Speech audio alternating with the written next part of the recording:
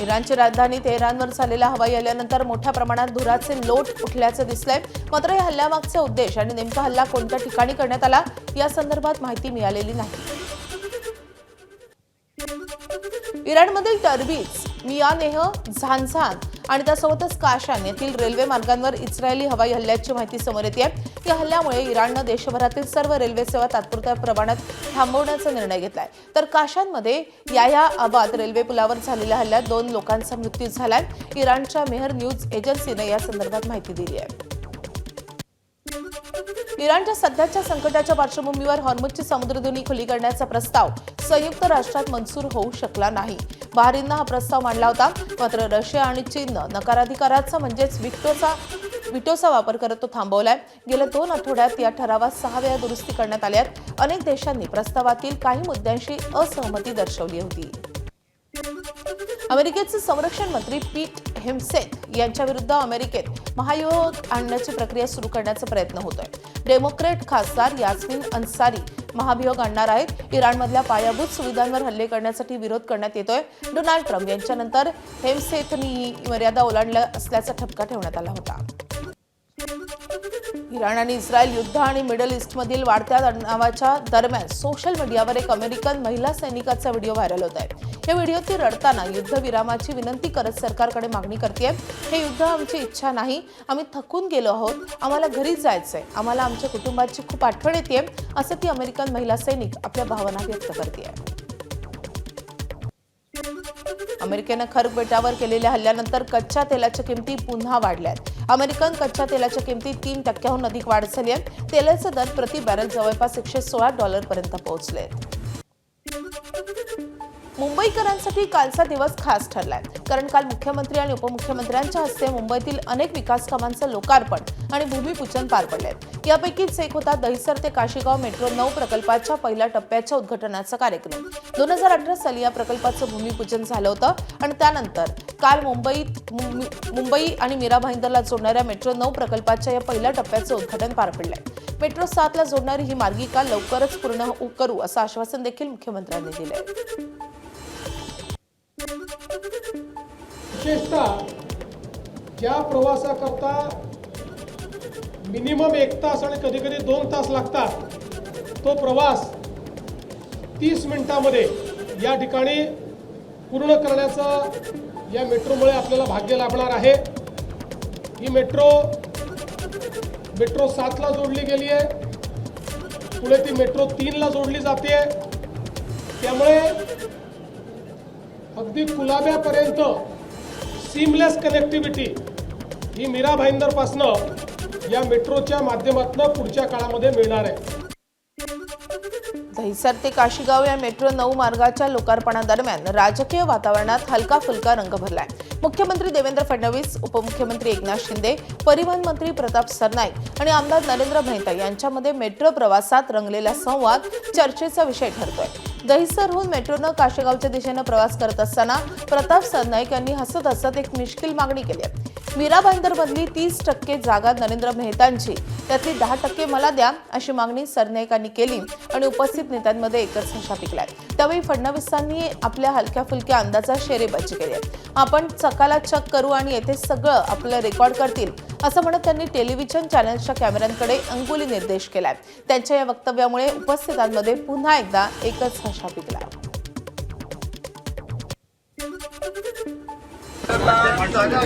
मीरा भाईंदरला 30% जागा जरी मेहता साहेबांच्या 30% तुम्ही घेऊन 10% बघा 10% मला द्यायला तयार मी 10% घेऊन टाकले 9.9% तरी आहे.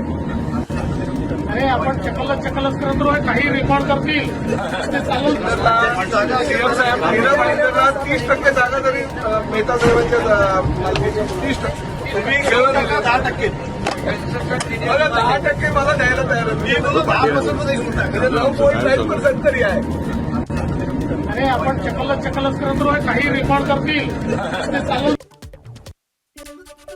मेट्रो 9 सह मुख्यमंत्री आणि दोन्ही उपमुख्यमंत्र्यांनी मेट्रो मार्ग 2B वरील पहिल्या टप्प्याचे उद्घाटन केले.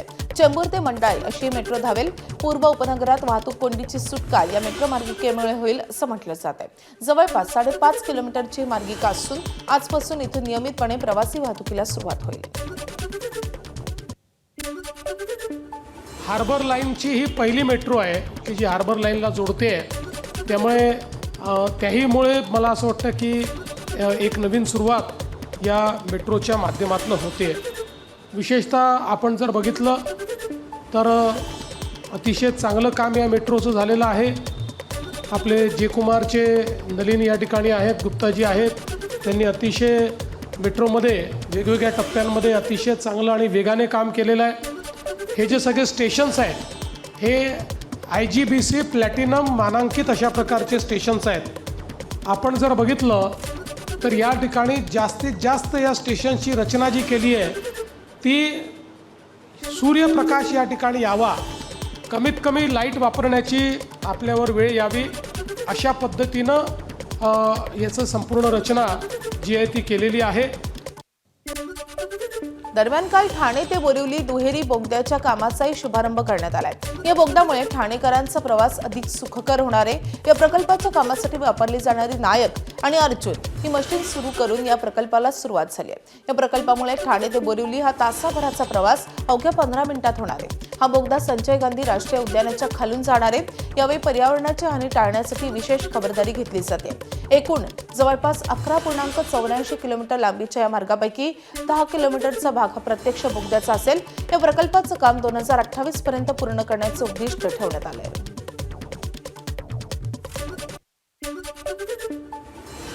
या प्रकल्पामुळे जो काही जवळपास 90 मिनिटाचा वेळ लागतो पीकला आणि कधी कधी त्याहीपेक्षा 2-2.5 तासाचा वेळ लागतो, तो वेळ केवळ 15 मिनिटावर येणार आहे, 15 मिनिट्स. यामुळे मोठ्या प्रमाणात एकतर अंतरही आता 23 किलोमीटरचं अंतर आहे, या बोगद्यामुळे ते 12 किलोमीटरचं अंतर होईल. त्यामुळे पेट्रोलची बचत होईल, प्रदूषणात मोठ्या प्रमाणात घट होईल आणि एक प्रकारे सस्टेनेबल अशा प्रकारचा कॉरिडॉर यातनं सुरू होणार आहे. हा प्रकल्प मे 2028 पर्यंत पूर्ण करण्याचं संकल्पित आहे. सगळ्यात अवघड काम म्हणजे हे संजय गांधी नॅशनल पार्क आहे आणि खऱ्या अर्थाने आपल्या पर्यावरणाचं एक ते वरदान लाभलेलं ठिकाण आहे. आणि अशा ठिकाणी संवेदनशीलपणे काम करणं, पर्यावरणपूरक काम करणं हे एक मोठं चॅलेंज आहे. आणि त्यामुळे इथले सगळे जीवसृष्टी आहे, यामध्ये जे निसर्ग आहे याला कुठेही बाधा न येता हा प्रकल्प पूर्ण करण्याचं एक धाडस आणि चॅलेंज आपण स्वीकारलेलं आहे. MMRDAने हे काम हाती घेतलं आहे. लंडन, दुबई सारख्या मोठ्या शहरांमध्ये सुरू असलेली पॉड टॅक्सी लवकरच मुंबईतही सुरू होणार आहे. काल या पॉड टॅक्सी प्रकल्पाचं भूमिपूजन सोहळा मुख्यमंत्री आणि उपमुख्यमंत्र्यांच्या उपस्थितीत पार पडलाय. मुंबईतील वांद्रे आणि कुर्ला दरम्यान ही पॉड टॅक्सी सेवा सुरू होईल. मुंबईच्या दाट लोकवस्ती असलेल्या या भागात 3.36 किलोमीटरच्या मार्गावर ही पॉड टॅक्सी धावेल. या मार्गावर एकूण 8 स्थानकं असतील. 2031 पर्यंत जवळपास 9 किलोमीटरपर्यंत या पॉड टॅक्सी सेवेचा विस्तार करण्याची योजना आहे. आणि विशेषतः आपण हा प्रयत्न केला आहे की BKC जे आपलं बिझनेस डिस्ट्रिक्ट आहे याच्यामध्ये दोन्ही बाजूने, बांद्र्याच्या बाजूने किंवा कुर्ल्याच्या बाजूने येणारे जे लोक आहेत यांना कोणालाही दुसरं ट्रान्सपोर्टेशन घेण्याची आवश्यकता पडू नये अशा पद्धतीनं दोन्हीकडच्या स्टेशन्सला आपण जोडलेलं आहे. आणि त्या जोडण्यामुळे मला असं वाटतं की लोकांना खूप सुगमता होणार आहे आणि त्या पॉड टॅक्सीच्या माध्यमातून लास्ट माईल कनेक्टिव्हिटी असणार आहे. पॉड टॅक्सीमध्ये स्टेशन्स हे खूप जवळजवळ असल्यामुळे आपण BKCमध्ये लोक त्या ठिकाणी त्या स्टेशनवर उतरू शकतील आणि पायी त्याच्यानंतर कुठलंही किंवा पब्लिक ट्रान्सपोर्टने आलेल्या म्हणजे मेट्रोने किंवा सबर्बन रेल्वेने, लोकल ट्रेननी आलेल्या कुठल्याही व्यक्तीला त्यानंतर कुठलं दुसरं ट्रान्सपोर्टेशन वापरण्याची आवश्यकता पडणार नाही. त्याच्या गंतव्याच्या 100-150 मीटरमध्ये तो या पॉड टॅक्सीने पोचू शकेल.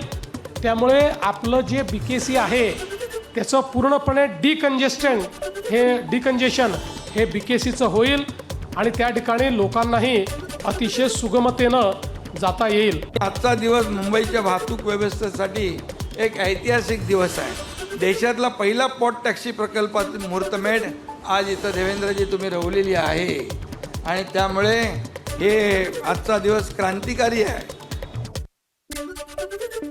शिवसेनेचे माजी खासदार राहुल शेवाळे यांनी उपमुख्यमंत्री एकनाथ शिंदे यांना पत्र लिहून मेट्रो 2B मार्गिकेवरच्या 2 स्थानकांची नावं बदलण्याची मागणी केली आहे. मेट्रो 2B मार्गिकेवरच्या देवनार आणि छत्रपती शिवाजी महाराज चौक चेंबूर या 2 मेट्रो स्थानकांच्या नावात बदल करण्याची मागणी त्यांनी केली आहे.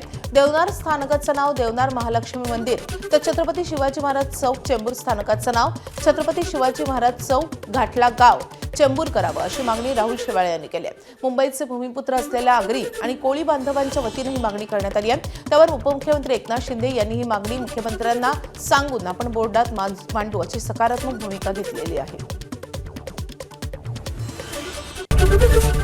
एबीपी माझा, उघडा डोळे बघा नीट.